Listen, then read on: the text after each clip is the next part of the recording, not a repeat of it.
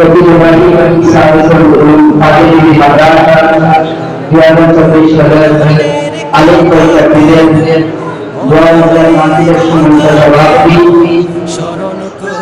এবং শিক্ষক মন্ডলী আমি আমার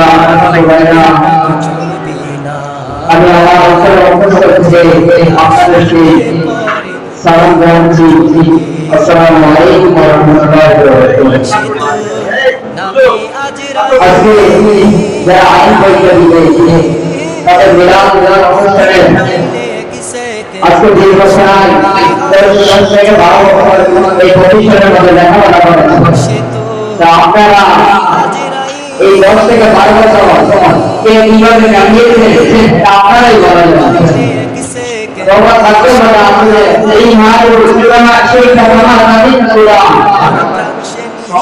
जैसा अगर ऐसा होगा मैं सेवा भी होता हूं।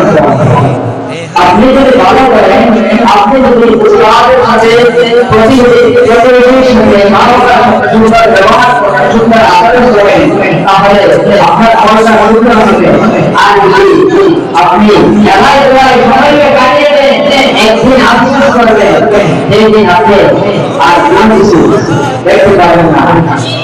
তো যারা পরীক্ষা দিবেন মা বাবার কথা শুনে পড়াশোনা প্রতিষ্ঠানের কথাকে স্মরণ